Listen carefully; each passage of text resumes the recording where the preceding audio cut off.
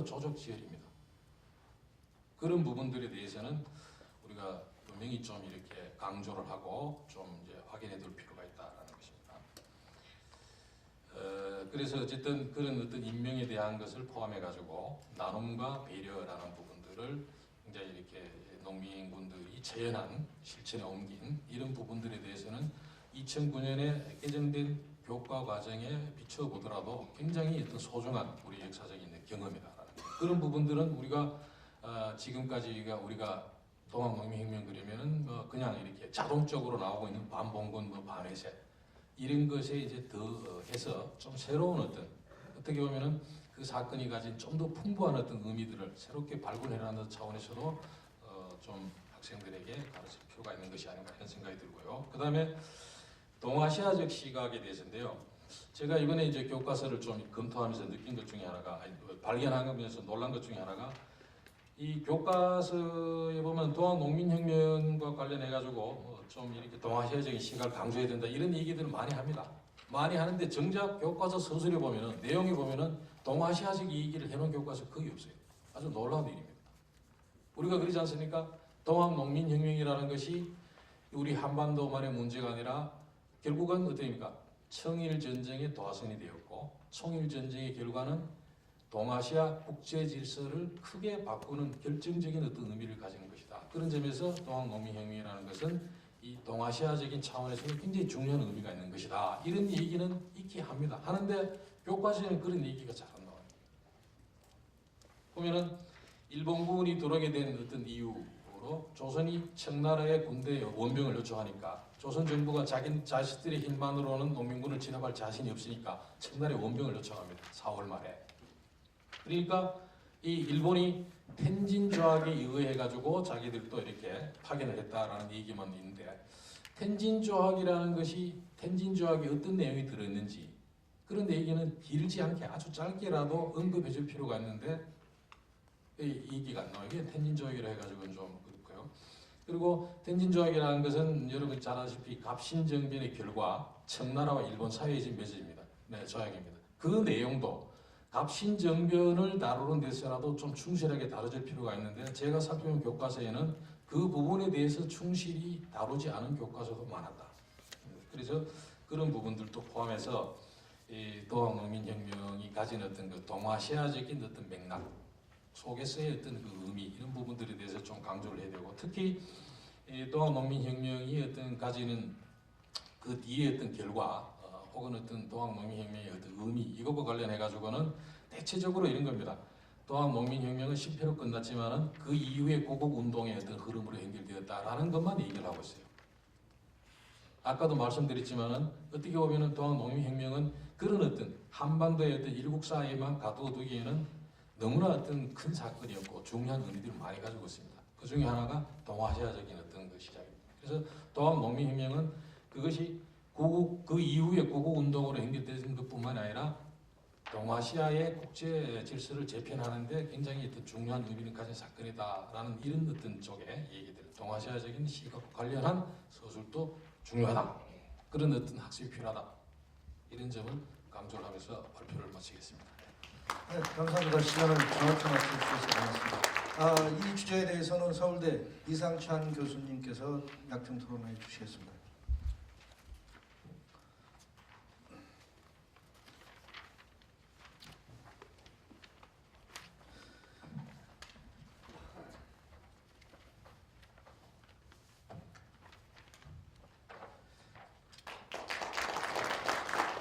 네, 늦어도 55분까지 맞춰주시기 바랍니다.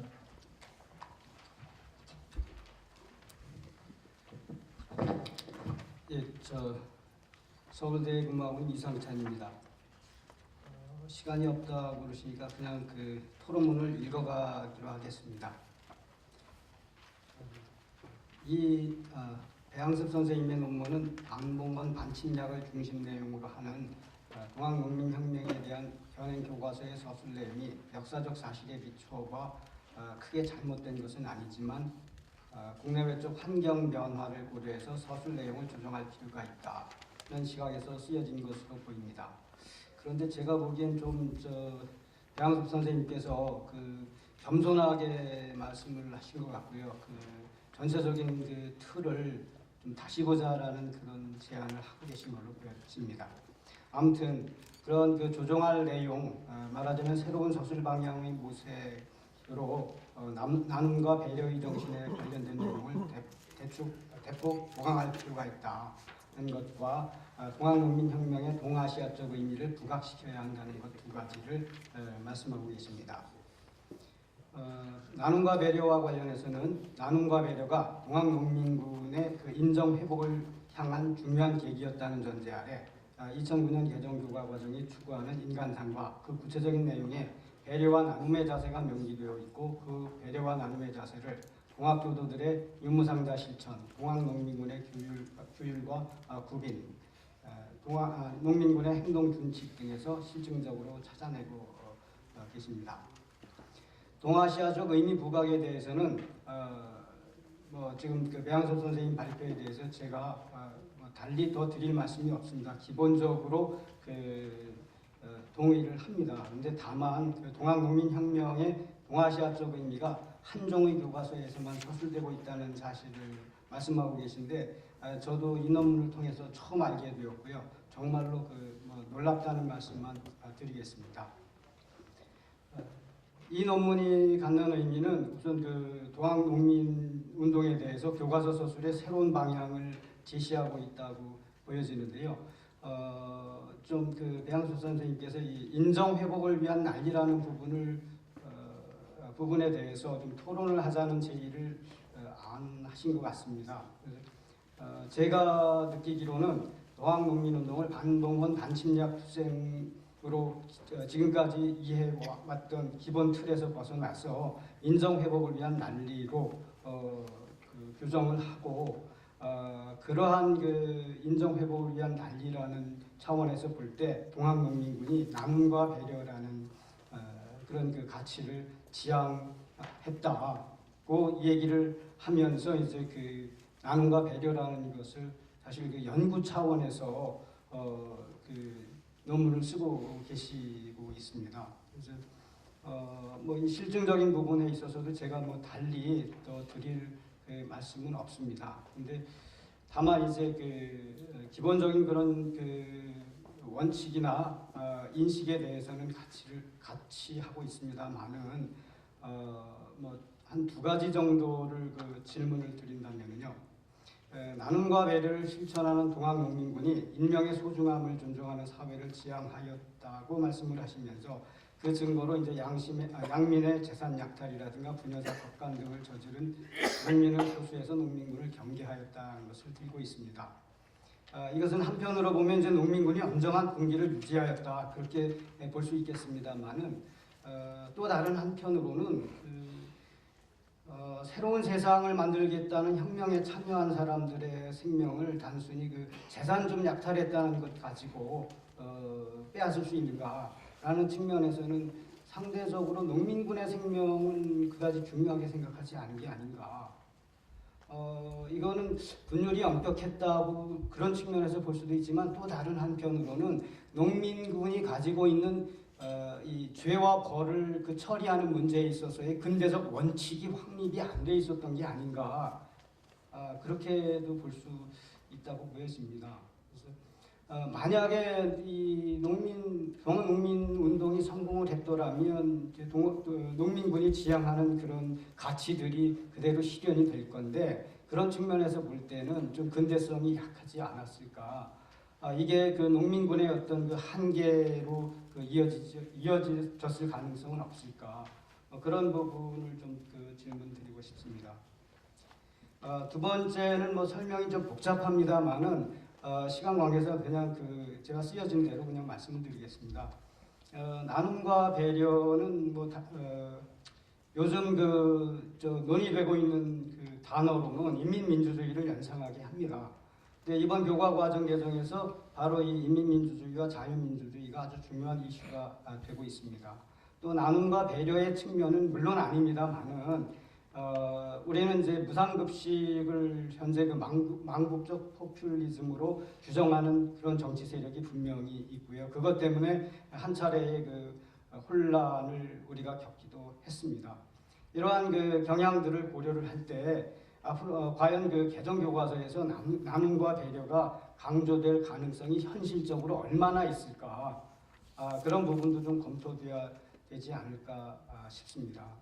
뿐만이 아니라 이제 널리 알려져 있는 개정 교과서의 원칙을 본다면 뭐 그동안 우리가 이제 독재라고 알고 있었던 부분들을 다 빼버리고 그 부분을 이제 긍정적으로 서술하는 것이거나 아예 빼버리거나 또는 뭐 5.18 이런 부분들을 빼버리거나 이런 식으로 되어 있는데 이런 그 사실들은 그렇게 가고 이 농민전쟁, 농민운동의 부분에서는 나눔과 배려라는 쪽으로 상당히 그 진전된 내용으로 갈 가능성이 과연 얼마나 있을까? 교과서의 다른 부분과 형평성 문제도 좀 고려를 해서 현실적인 가능성이 얼마나 될까를 좀 생각해 봐야 되지 않을까 그렇게 생각을 합니다. 그래서 이 부분에 대해서 좀 생각을 말씀해 주셨으면 그렇게 바라고요. 그다음 한 가지 더 이제 말씀을 드린다면 지금 뭐 국내화적 환경의 변화를 부정할 수는 없습니다.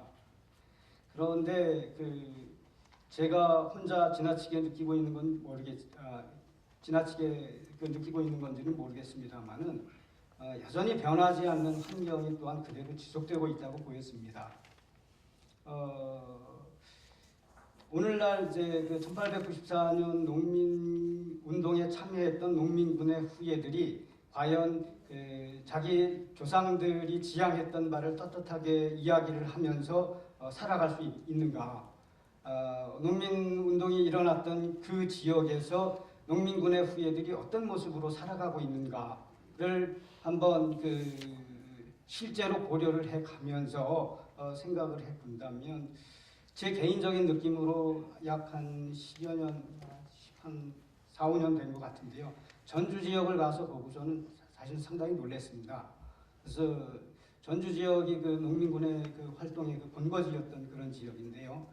농민군에 참여했던 사람들보다는 농민군을 토벌했던 사람들이 농민군 연구를 더 활발히 하면서 더 중심 지역을 장악을 했다고 할까요?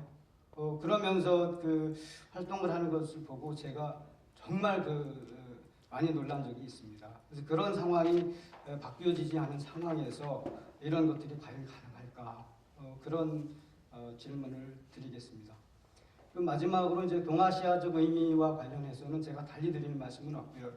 이 자체에 대한 질문이 아니라 그렇다고 한다면 김양식 선생님께서 앞에 부분에 좀 분석을 하고 계시지만 이 나눔과 배려, 동아시아적 의미 부여 이 두 가지를 뺀 나머지 부분에 대해서는 그렇다면 이제 기존 교과서의 서술 방향이 큰 문제가 없다는 말씀이신지 이런 부분에서도 좀 선생님 의견을 말씀해 주셨으면 합니다. 이상입니다. 네, 감사합니다.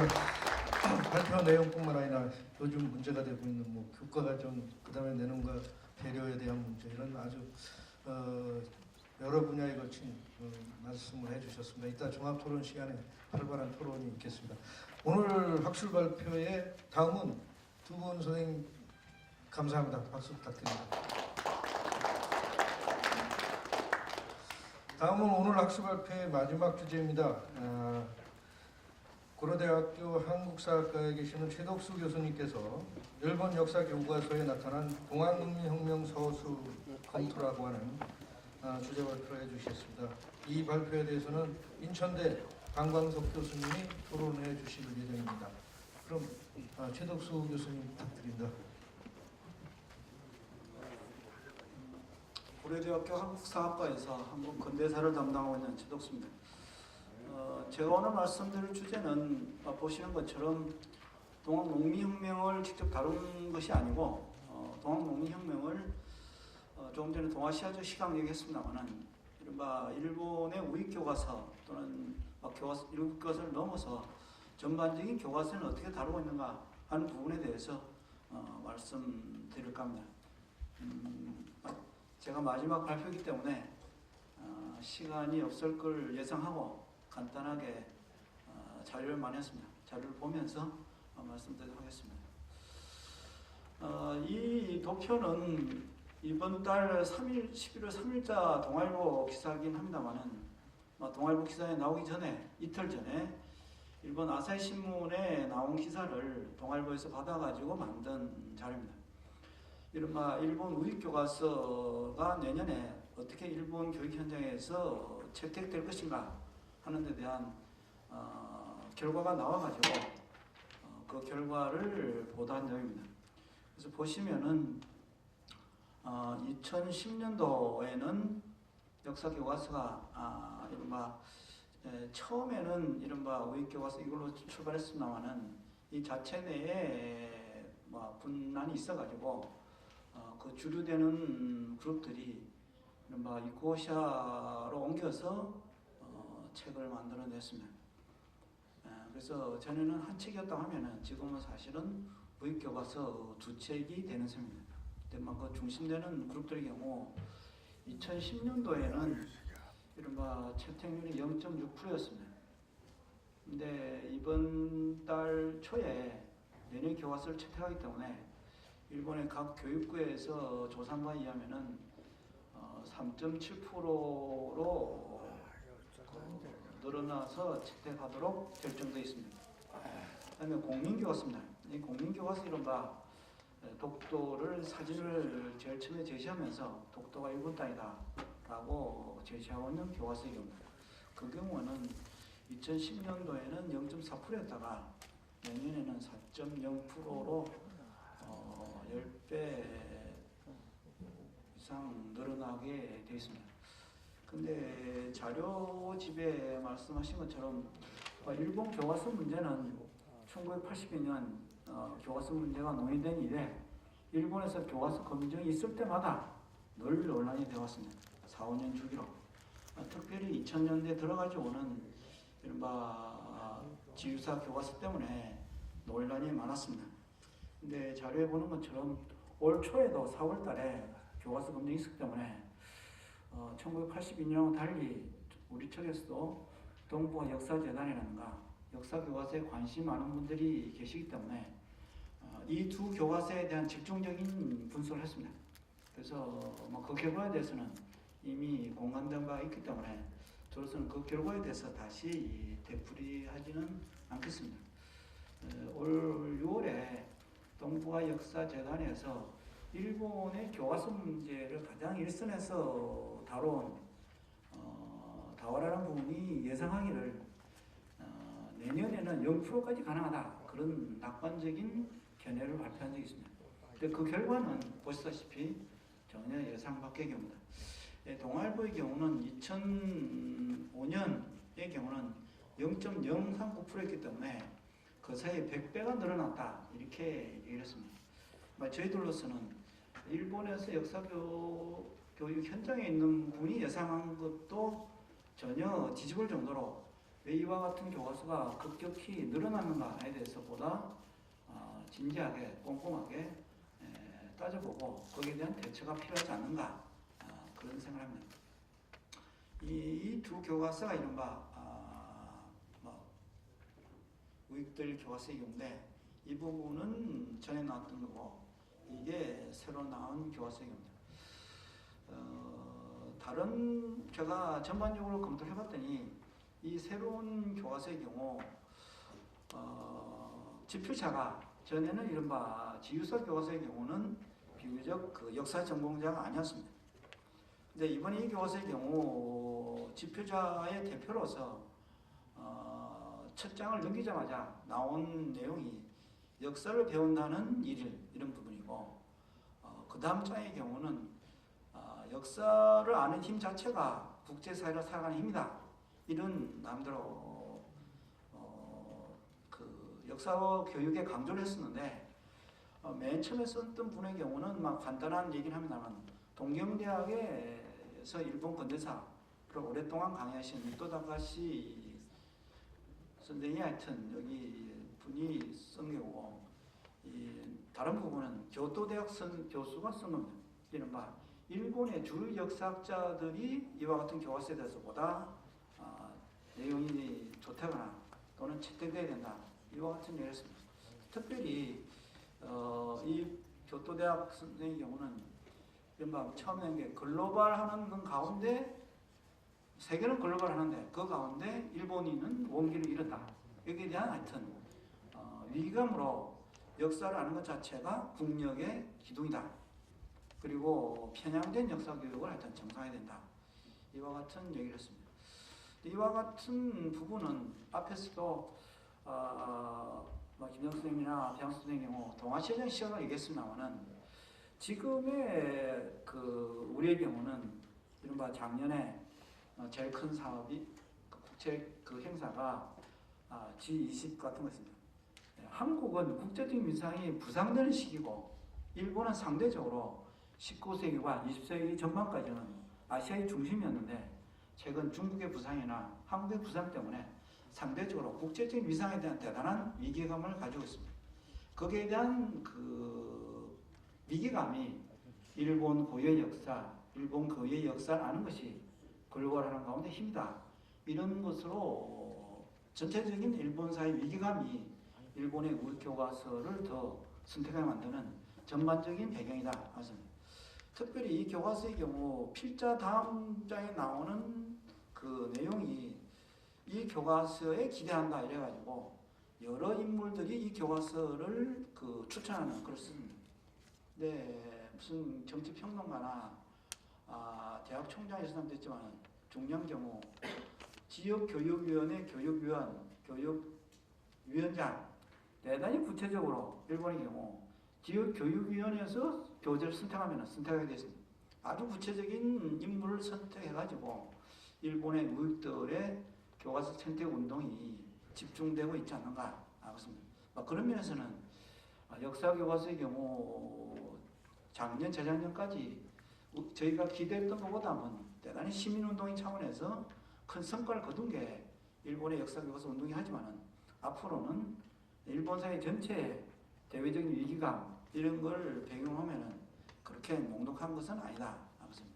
그래서 처음에는 사회 각층에 대한 하여튼 게 나오고 그다음에는 지필자, 감수자의 메시지, 더욱 이 발행자의 메시지까지 제시하면서 만든 교과서입니다. 다만 이 교과서의 경우 중학교 교과서뿐만 아니라 이른바 시판을 하는데 지난번에 지우색 교과서도 40만 부가 팔렸다고 했습니다. 상당한 부분 시판도 예상하면서 이와 같은 교과서를 읽어야 된다. 그렇게 강조하고 있습니다.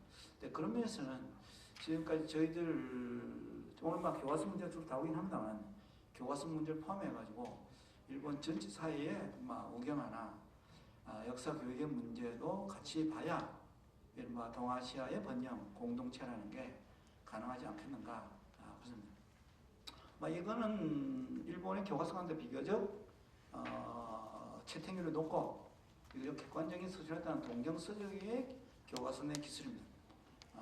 대체로 동아에 관한 거는 어느 교과서나 다 이 정도 수준에서 짧게 언급하고 넘어갑니다. 그리고 이거는 지우판판 교과서에는 늘 나오는 게 김옥균의 갑시정변 일본이 지원한 개혁을 배경으로 해가지고 일청전쟁 삼국간섭 이렇게 되어 있습니다. 그리고 청일전쟁 지도 이렇게 있는데 앞에서 말씀드린 것처럼 이거는 이쿠샤호의 교과서입니다. 역시 김옥균 그 다음에 청일전쟁 지도 나와 있는데 전부 동학의 경우 청일전쟁의 시작의 배경으로만 언급하고 있습니다. 그와 같은 것은 일본사 교과서이기 때문에 지명은 하려가 좋을 수밖에 없긴 하지만 오늘 발표하신 내용과 비교하면 역시 전쟁 전개 과정에서 농민군과 일본 간의 전투 부분은 전면적으로 삭제되어 있습니다. 지금까지 우리가 82년부터 지금까지 일본 역사 교과서에서 무수한 비난을 해왔습니다. 다만 그 경우에 일본의 전쟁 범죄라는 것이 시작이 농민군에 대한 학살부터 시작됩니다. 그 부분은 저희들로서도 언급하지 않은 부분입니다. 왜냐? 저희도 제일 먼저 낸 부분이 이른바 관동 대지진 때 학살이나 징용이나 종군 위안부에 집중되다 보니까 처음에 시작했던 농민군의 학살에 대해서는 거의 언급하지 않았던 것이 저희들로서도 교과서 문제를 비판하는데 대단히 잘못된 시각이 아닌가. 그래서 우익교과서의 경우 여전히 이런 정도의 평가로 하고 있습니다. 저는 원체 일본 교과서의 우익교과서에 대해서 논란이 많았기 때문에 조금 논의 범위를 넓혀가지고 이 부분은 고등학교 일본사의 경우 가장 대중적으로 많이 읽힌 야마가와 출판사의 일본사하고, 그다음에 이거는 세계사 교과서가 아니고 일반인이 볼 수 있는 세계사 책 가운데 가장 구체적으로 사실을 많이 담고 있고 설명하는 게 이런 야마가와 출판사의 세계사 교과서가 대입 준비를 할 때 학생들이 필요한 참고서가 이 책이 가장 자세하게 많이 담고 있기 때문에 한번 살펴봤습니다. 이 경우에도 청일전쟁에 관한 기록의 경우 농민전쟁에 관한 기록은 전혀 없습니다. 이게 세계사 교과서의 유일하게 두 면에 걸쳐가지고 얘기를 하면서 한 부분의 경우 강원 농민전쟁과 일청전쟁 이래가서 장을 설정했습니다. 그래서 여기는 인물에서 전봉준도 있고 이 밑에 동학이라는 게 어떤 종교인가 하는 설명도 있습니다. 이게 일본의 교과서에서 볼 수 있는 최대한의 동학농민전쟁에 관한 기술이다.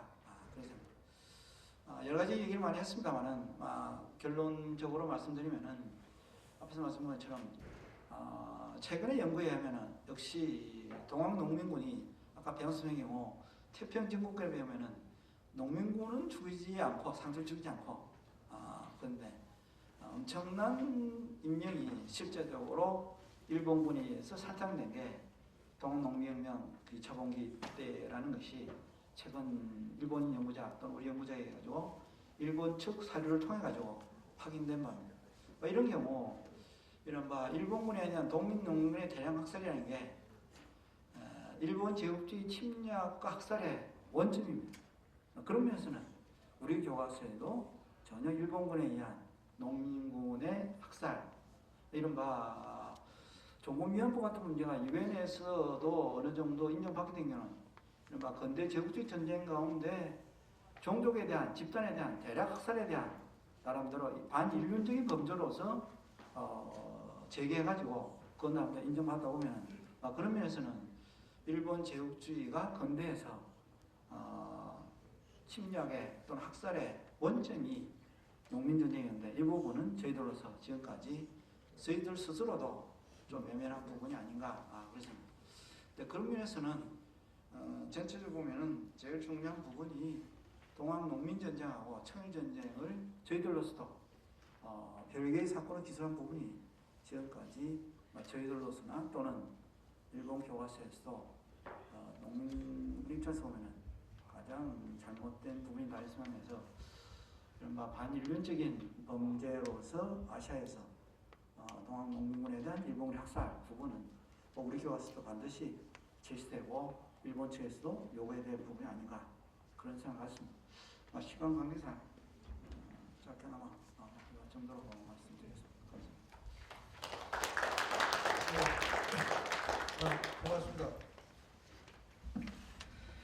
최덕수 교수님의 일본 교과서에 나타난 동학농민혁명 소설 검토에 대한 발표를 잘 들었습니다. 이 주제에 대해서는 인천대학교에 계시는 방광석 교수님께서 약간 토론해 주시겠습니다.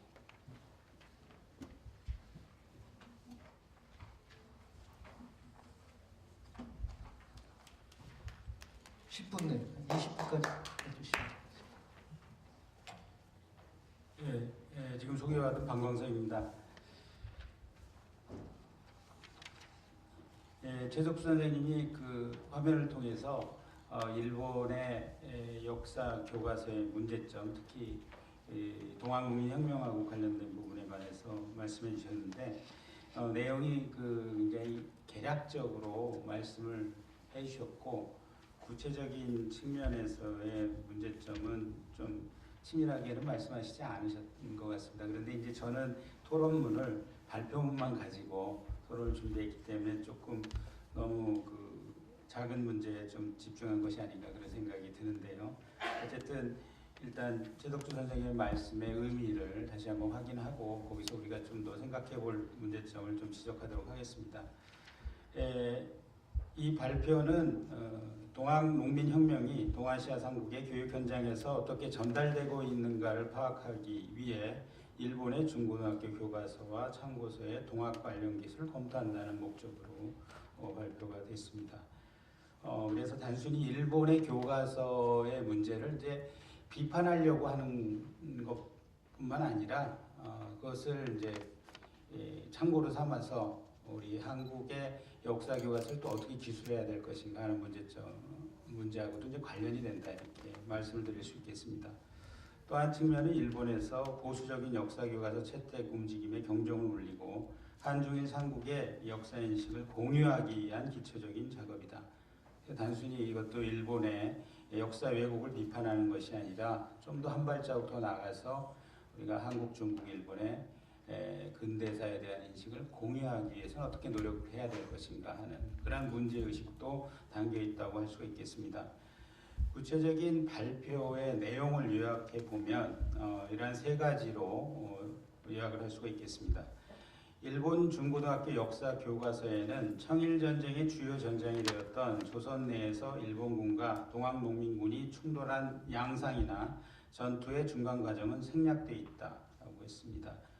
그것은 뭐 발표 내용을 보시면 여러분들이 잘 파악하실 수 있었으리라고 생각됩니다. 또 일본 역사 교과서는 일본군이 청일전쟁 기간 동안 동학농민군을 진압하기 위해서 자행했던 폭력이나 잔혹성, 일본군이 동학농민군을 조직적으로 살육하면서 전쟁을 끝냈다는 사실에 대해서는 전혀 언급하고 있지 않다. 네. 여기에 대해서는 뭐 당연하신 말씀이고요. 저도 동의하고 있습니다. 우리의 교과서를 비롯하여 동아시아 삼국의 역사 교과서에서 동학농민전쟁과 청일전쟁이 별개의 사건으로 기술되고 있는 것은 극복해야 할 과제라고 말씀하셨는데 이러한 측면은 화면에서 여러분들이 보셨을 때도 느끼셨을 겁니다. 앞부분에 동학농민전쟁에서 잠깐 설명하고 나서 곧바로 청일전쟁으로 넘어가서 도대체 이것이 청일전쟁에 동학농민혁명이 어떤 영향을 끼쳤는가 하는 부분도 서술이 제대로 되고 있지 않습니다. 그래서 전반적으로 저는 최덕수 교수님의 그러한 내용을 동의를 하고요. 그리고 이러한 그 잘못된 그런 부분들이 고쳐져서 서술돼야 된다라고 생각을 합니다. 그런데 그에 앞서서 주로 최덕수 선생님께서는 일본군의 동학농민군에 대한 학살이나 탄압 부분이 서술되어 있지 않다는 점에 주로 주목을 하셨지만 저는 그것 이외에도 또 서술이 고쳐져야 될 점이 있다라고 하는 점을 좀 강조를 해서 두 가지 정도의 점을 말씀드리려고 합니다. 최덕수 선생님의 말씀을 조금 보완한다는 그런 차원이라고 생각이 됩니다. 첫 번째는 교과서의 이제 구체적인 서술에 대한 비판인데요. 조선 정부가 청에 출병을 요청했고 일본은 청과의 조약에 근거하여 출병했다 이렇게 돼 있는데 이것은 학생들에게 굉장히 오해를 불러일으킬 만한 서술입니다. 일본 책에는 대부분 이렇게 서술되어 있는 것 같습니다. 그래서 그 조약에 근거해서 출병했다는 거는 좀 말이 안 되고요. 일본은 청이 어떻게든 출병했든 안 했든 일본은 출병하려고 계획을 하고 있었습니다. 그래서 그러한 것을 제가 조금 참고 자료를 이용을 해서 말씀을 드리고 싶습니다. 요약을 하자면 일본은 조선의 요청 없이 국내에 정치적 위기가 있었습니다. 그래서 그것을 타파하기 위한 방책으로 이미 파병을 결정해 나왔다는 사실을 연표를 보면 우리가 알 수가 있습니다. 연표 참고 2를 보시면은요, 첫 번째 그 당시에는 이토 히로부미의 제2차 내각이었는데 이때는 야당하고 굉장히 국내적으로 대립을 해서 여러 가지 모순들이 노정되고 있었던 그런 시기였다라고 할 수가 있습니다. 그래서 이토 히로부미는 계속해서 야당과의 대립으로 인해서 중의원을 해산했고 또 중의원을 해산해서 총선거를 실시하자 또 야당이 승리했습니다. 그래서 야당이 승리한 게 제3회 총선거가 있고요. 그래서 제6회 의회를 개회하자마자 16일 만에 또 의회에서 내각 불신임안을 가결을 시켰고 싶습니다. 그러니까 뭐 제2차 이토 내각이 물러나지 않으면 안 되는 절박한 상황에 몰려 있었다는 것이죠. 그래서 조선 정부가 뭐 청에게 파병을 요청했건 안 했건 일본은 어쨌든 대외적인 문제를 야기시키려고 계획을 하고 있었고 때마침 그 조선이 청에 파병을 요청하자 일본에서는 동시에 파병하기로 결정을 했습니다. 다시 돌아와서 말씀드리자면은 앞에 있는 115쪽의 하단에 있는 부분입니다. 이전부터 청과의 전쟁을 준비해온 일본은 이 기회를 이용하여 군대를 조선에 파병했고 청과 충돌을 일으켜서 조선에서 청 세력을 몰아내고 조선을 통제하려 했다라고 할 수가 있습니다. 그리고 많은 책에서 천진조약을 근거로 해서 일본이 파병했다고 하는데 그것도 일본군 파병의 근거가 되지 못합니다. 천진조약에서는 핵문지조라는 말이 있어서 출병할 때는 그 상대국에게 통지한다라고 했는데 청국군은 그것을 정확히 지켜서 먼저 통지를 했기 때문에 일본이 이것을 빌미로 삼을 수도 없었습니다. 일본이 군대를 파견한 것은 재물포조약에 근거로 해가지고 공사관과 거리민 보호를 위해 파병을 한 것입니다. 그래서 이러한 서술들이 잘못되어 있는 점도 분명히 지적을 해야 될 것이다라고 생각을 하고요. 그러한 것은 참고 2에 그 당시에 청일전쟁을 주도했던 외무대신 무쯔 무네미츠가 자신의 회고록에서도 그러한 것을 명확히 밝히고 있습니다. 이미 일본은 조선의 군대를 파견한다는 사실을 청해에서부터 통보가 오기 전에 정하고 있었다고 하는 것이죠. 그런데 이러한 일본 학자들 그리고 이러한 내용은 일본 학자들의 연구에 의해서도 다 밝혀져 있습니다. 근데 이러한 내용이 교과서에 제대로 반영되어 있지 않다는 것이죠. 그래서 일본 교과서의 그러한 사실의 오류를 정확히 비판을 해서 수정을 요구해야 될 것으로 생각을 합니다. 두 번째 사실도 비슷한 것인데요. 청일 양국이 동시에 조선에 파병을 했기 때문에 저절로 양군이 충돌해서 전쟁이 시작되었다라고 하는 사실도 전혀 사실과 부합하지 않는다라고 하는 것이죠. 출병을 했기 때문에 저절로 전쟁이 일어난 것이 아니라 일본군이 청에게 도발을 했고 조선 정부를 압박했기 때문에 전쟁으로 나아간 것이죠. 그것은 밑에 있는 연표를 보더라도 명확합니다. 1894년 6월 14일에 조선공사는 무쯔 회상이 일본군 철수를 요구를 했습니다. 그리고 무쯔 회상이 청나라하고 공동으로 조선 내정을 개혁을 하자고 제의했는데도 청나라는 또 거절했습니다. 또 뭐 러시아나 영국이 조정하겠다고 했는데도 그것이 제대로 되지 않았습니다. 조선 정부도 단독으로 일본이 조선에 대한 내정 개혁을 하겠다고 하는 것을 거절을 했습니다. 이렇게 전부 다 평화적으로 사태를 움직이려고 하는 그러한 것을 다 거부하면서 오로지 뭔가 전투를 일으킬 만한 빌미를 찾으려고 고심을 했던 것이죠. 왜냐하면 무리해서 출병을 했는데 아무 수확 없이 본국으로 돌아간다 그러면은 일본 정부에 대한 일본 국내의 비판이 거세질 것이고 그럼 이토 히로부미 내각은 실각을 할 것이 분명했습니다. 그래서 일본군은 치밀하게 조선의 내정에 관여하고 전쟁을 일으킬 구실을 찾기 위해서 몰두를 했던 것입니다. 그런 내용은 앞에서 얘기한 무쯔 무네미츠의 건건록이라는 그런 책을 보더라도 자세히 알 수가 있습니다. 그리고 이제 세 번째부터 이해하는 간략한 그런 제 소박한 그런 질문인데 선생님께서는 일본군의 자료를 바탕으로 진행된 최근의 관련 연구들은 청일전쟁이 일본과 청국만의 전쟁이 아니었음을 밝혀지고 있다라고 말씀을 하셨는데 이러한 연구 상황에 대해서 좀 더 자세히 설명을 해주신다면 단지 한국의 상황뿐만이 아니라 일본에서도 이러한 연구가 이루어지고 있는 것을 알고 있습니다. 그래서 그러한 부분을 조금 더 보충해서 말씀해 주시면 좋겠다는 것이고요. 그 다음에 4번으로 되어 있는 것은 동학 농민혁명이 청일전쟁과 일본의 한국 침략전쟁에 미친 영향을 과연 그 역사교과서에 어떻게 기술할 것인가라는 문제입니다. 아까 김태웅 선생님께서 말씀하셨지만 지면이 굉장히 이제 한정되어 있는 지면밖에 없는데 거기 압축적으로 어떻게 이렇게 많은 내용, 기존에 있는 내용도 아마 서술하기 힘들지도 모르는데 추가적인 내용을 많이 기술을 한다고 하면 굉장히 그 어려움이 있으리라 생각을 합니다. 또 그 배양덕 선생님께서 말씀하신 뭐 동학농민현장이 국제질서에 미친 영향, 뭐 동아시아 시각 같은 거를 집어넣으면 또 많은 지면이 필요하겠죠. 그래서 이런 기술적인 문제가 있는데 이런 것은 어떻게 할 것인지 제가 언뜻 드는 생각은 아까 일본 교과서에 보니까 지도가 이제 많이 그려져 있는데 지도에는 당시에 청일전쟁에 관한 지도가 내용밖에 지도에 표시가 되어 있지 않습니다. 그런데 그 지도에 아울러서 동학농민혁명을 진압한 그런 내용까지 표시를 해준다면 학생들이 봤을 때 이게 단순히 일본과 청나라의 싸움이 아니라 조선과 일본의 싸움이라는 면도 있구나라는 것을 시각적으로 좀 보여줄 수 있지 않을까라는 생각 드는데 어떻게 생각하시는지 모르겠습니다. 예. 남은 얘기는 종합토론 때 하고요. 이상으로 간단히 토론을 마치도록 하겠습니다. 예, 감사합니다. 그 박광석 선생에 대한 토론에 대한 답변은 이따 종합토론 시간에 듣도록 하겠습니다. 이상으로 마지막 그 발표와 토론을 마치겠습니다. 두 분 선생님께 수고하셨습니다. 박수 감사드립니다.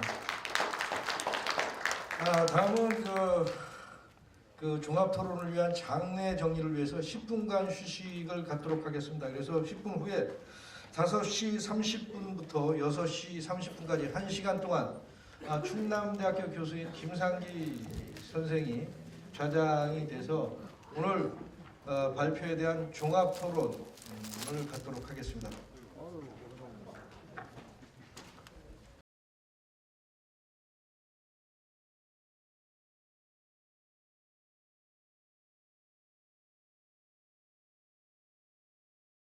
혁명을 어떻게 볼 것이냐, 어느 걸 근대화 혁명을 볼 것이냐 할 때 가장 접근한 것이 이 동학농민혁명이 아니냐 이렇게 생각되는데, 근대혁명은요 역시 그 프랑스 대혁명에서는 근대혁명이 날 때 계몽주의 사상이 배경이 되었고 그거로 인해 가지고 거기에 따른 제도가 정착이 됐어요. 그런데 아까 어느 선생님 말씀은 서구적 잣대를 가지고 왜 자꾸 들이대느냐 그렇게 이야기하시는데 그건 저는 조금 이견이 있습니다. 왜냐하면 지금 서구적 잣대를 가지고 우리가 어쩔 수 없는 것은요, 지금 우리가 서구의 민주주의 제도를 가지고 활용하고 있는 현대문명에 살고 있는 거 아닙니까? 국회가 있고 사건분립이 있고 또 근대화의 과정이 주권재민에서 나온 겁니다. 주권재민이라는 게 아주 중요한 겁니다.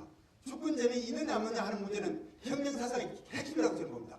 아무리 전복년 농민전쟁 우리가 혁명성을 인정하려면 그 입헌군주제에 대한 맥락이 있느냐는 그 자료를 먼저 끄집어내가지고 이때 벌써 전봉주는 입헌군주제에 대한 성각적인 이론을 제기했다. 오늘 우리가 살고 있는 오늘 민주주의 세계에 살고 있는 우리도 그 기원을 따지면 전봉준이 있다. 이것이 돼야만이 혁명성이 부각된다. 이런 이야기를 하고 싶고요. 그래서 입헌군주제에 대한 가까운 구상을 지니고 있었던 것으로 확인한다. 이 정도 할 게 아니고 그걸 확실하게 보여줘야 돼요. 우리 국민들에게. 그러고 난 뒤에 그 혁명성 이야기를 해야 되고, 그러고 이게 이렇지 않고요. 단순한 적을 하면요. 홍경래난도 혁명을 넣어줘야 되고 진주민란도 혁명 넣어줘야 됩니다. 이렇기 때문에 혁명성을 하느냐 하는 것의 핵심은 전복령이 과연 이 입헌군주제에 대한 구상에 가까운 확인할 수 있는 그런 방정이 있느냐, 이것은 매우 중요한 이야기로 봅니다. 예, 고맙습니다. 입헌군주제 이제 주장을 하신 박명수 교수님께서 서구적 잣대를 댈 필요 없다라고 말씀을 하셨는데, 서구적 잣대의 대도 혁명이다, 이제 그런 말씀이십니다. 예, 앞에 계신 분. 이 대의라고 그럽니다. 예. 오ral 공부 많이 했습니다. 그런데 오늘 한 가지 빠진 게 있어요.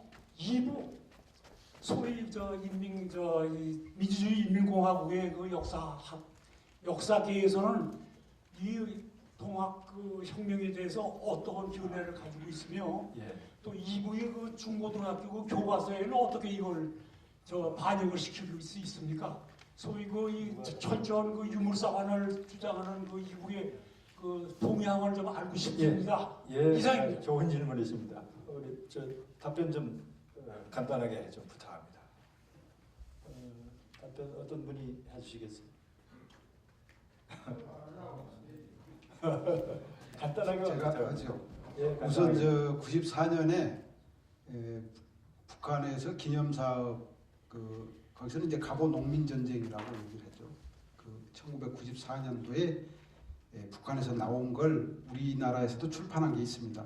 그래서 이제 거기에 보시면 되는데 거기는 일단 사회주의 혁명을 완수해가는 과정에서 불완전한 수준의 그러니까 혁명은 아니고 혁명적 어떤 운동 그런 정도로 이제 평가를 하고 있고 그러나 상당히 사회주의 혁명을 하는 데 있어서 대단히 중요한 비중을 차지하고 있다 이런 정도로 대체로 평가를 하고 있습니다. 그리고 최근에는 동학사상에 대한 재평가의 어떤 움직임들이 최근에 조금 소장 학자들을 통해서 발표되고 있는 이런 정도의 수준입니다. 예, 거기 하나 첨가를 제가 말씀하세요. 질문하세요. 예. 강원도 원주에서 왔습니다. 예.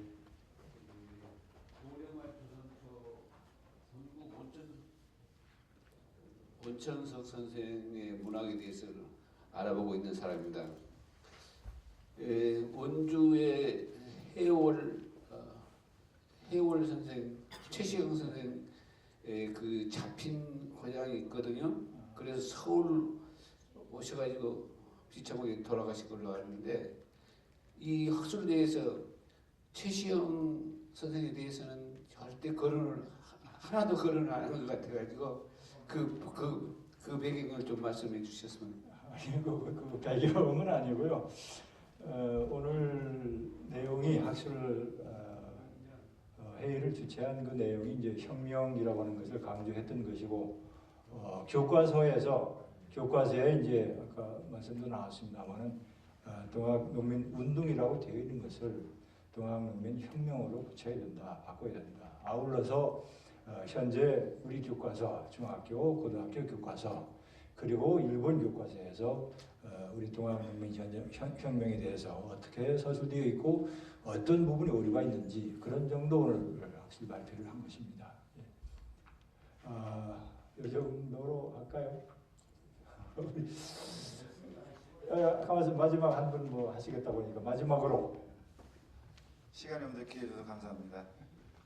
오늘 학술대회가 굉장히 의미가 있는 게 제가 한국 근현대사뿐만 아니라 한국사 교과서를 쓴 집필자로서 이러한 회의가 상당히 의미가 있다고 생각되지만 이거 뒷북치는 거 아닌가 이런 생각도 듭니다. 이미 집필 기준이 다 확정이 되고 교육 과정이 다 확정이 됐는데 좀 더 빨리 이런 학술대회 또는 주장이 체계적으로 이루어져서 거기에 반영되었어야 하는데 그러지 못하지만 하여튼 뒤늦게나마 이런 학술대회가 열린 것을 대단히 고맙게 생각하고요.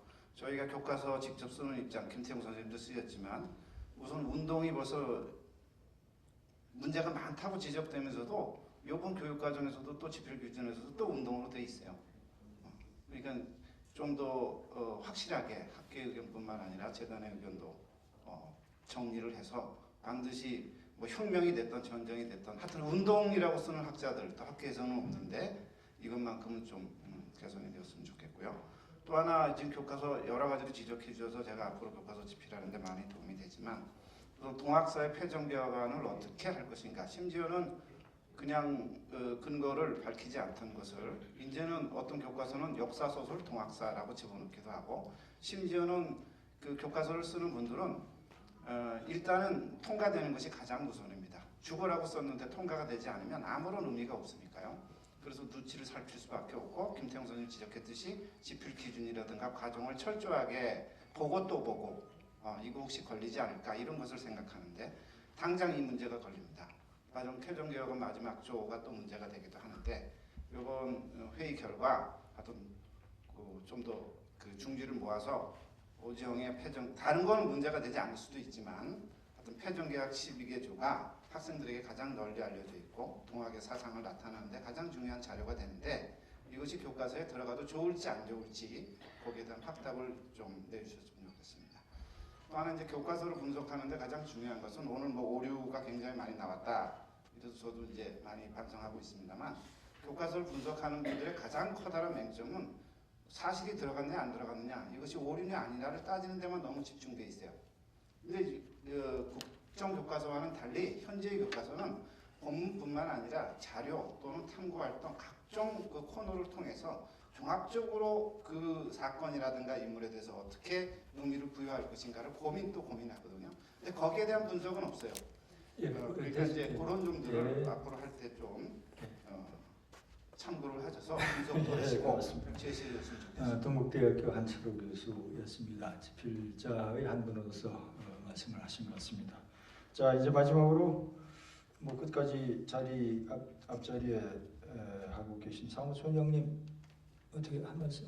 이기권 사무총장님 한 말씀.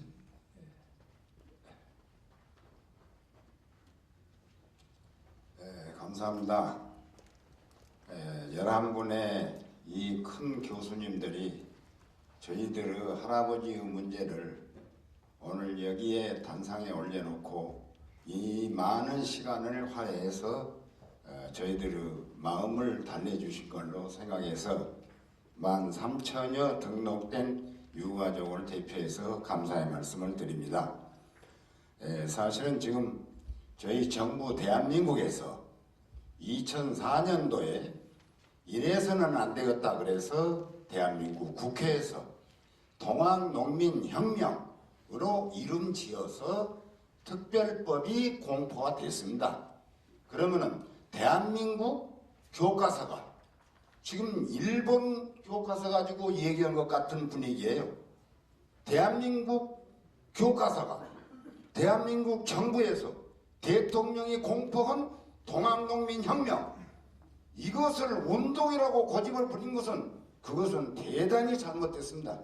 여러분들이 오늘 지금 여러 가지로 큰 일을 하셨는데 지금 그분들도 다 듣고 계시면서 잘 정리해 줄 걸로 그렇게 알고 저희들은 감사의 인사를 드립니다. 감사합니다.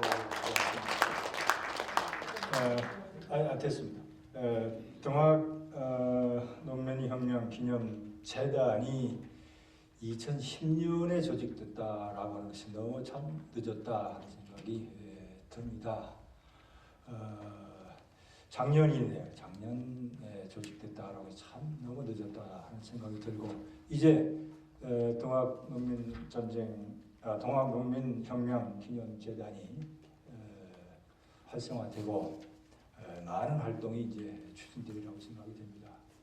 이제 그런 활동의 기본 바탕은 아무래도 이런 그 연구자들의 연구 성과 거기에 이제 아무래도 이제 기반을 해야 되는 것이 아니냐 생각이 되고 오늘 학술회의가 기념재단이 조직된 뒤에 처음이라고 해서 저는 조금 놀랐습니다. 왜 이제 처음인가? 제가 독립기념관에 근무하고 있습니다만 독립기념관, 독립운동사와 관련해서는 1년에 수십 번 해요. 여기저기서 독립운동과 관련 학술을 정말 수십 번 국내에서 하고 중국 가서도 하고 하는데 어떻게 동학은 이 처음인가 의아해했습니다. 처음은 아니에요. 기념재단에서 하는 것이 처음이 아닌가요? 교과서는 처음이고, 제가 아까 처음이라고 말씀하셔서, 교과서 문제는 처음이고요. 예, 작년에 설립되자마자 이제 국제 학술대회부터 비롯돼 가지고 최소한도 한 5회 이상 계속 하고 있습니다. 죄송합니다. 제가 과문해서 아까 처음이라고 어떤 분이 말씀하셨어요. 하여튼 그 다른 민족 문제 관련된 학술에는 상당히 많이 있습니다. 또 민중의 역사의 주인이 되는 동학농민혁명 기념재단이 크게 발전하기를 바라겠습니다. 하여튼 그런 의미에서 오늘 학술회의가 의미가 크다고 생각합니다. 하여튼 장시간 이렇게 자리를 함께 해주신 여러분께 감사드리고 제가 드릴 말씀은 아니지만은 원고 작성해주신 우리 선생님들 발표해주신 선생님들께 대신 감사를 드리면서 오늘 학술 발표회를 마치도록 하겠습니다. 고맙습니다.